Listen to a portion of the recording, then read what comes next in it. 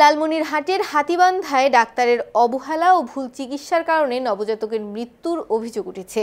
শুক্রবার বিকেলে উপজেলা শহরের হেলথ অ্যান্ড মেডিকেয়ারে এক নবজাতকের মৃত্যু হয়। পরিবারের দাবি, ওই ক্লিনিকের চিকিৎসক ডক্টর তৌফিক আল আমিনের অবহেলা ও ভুল চিকিৎসার কারণে নবজাতকের মৃত্যু হয়। ঘটনার পরপরই স্থানীয় জনতা ওই ক্লিনিকের সামনে জড়ো হয়ে প্রতিবাদ করলে অবস্থার বেগতিক দেখে গা ঢাকা দেয় ডাক্তার তৌফিক আল আমিন। হাতীবান্ধা উপজেলার গোতামারি ইউনিয়নের আমঝোল এলাকার রহিসুল ইসলামের অভিযোগ, তার গর্ভবতী স্ত্রী খাদিজা বেগমকে হেলথ অ্যান্ড মেডিকেয়ারে নিয়ে আসেন।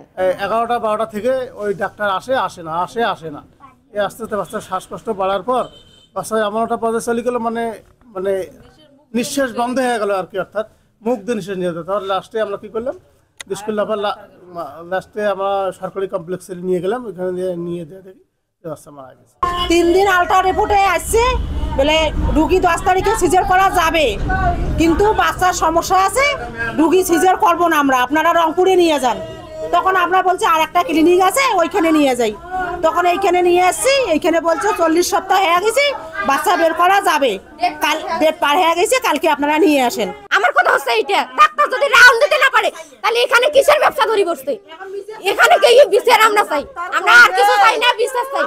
আমি কই আমার বাচ্চারা এখানে গণনিকাশ নেই রে বাবা, কয় বলে ডাক্তার বলে কি কয় পাটগ্রাম যায়, ডাক্তার বলে নামাজ পড়ে, ডাক্তার বলে ভাত খায়। বাবা আমার বাচ্চারা হাতে ধরে ডাক্তার মারলো রে বাবা, আমি বিচার চাই বাবা, আমার ডাক্তার কাড়ি দাও বাবা, আমি নিজে বিচার করি বাবা। মেডিকেল হেলথ কেয়ার হাতীবান্ধা একটা নবজাতক শিশু মৃত্যু হয়েছে। এখানে চিকিৎসাজনিত অবহেলার অভিযোগ উঠেছে।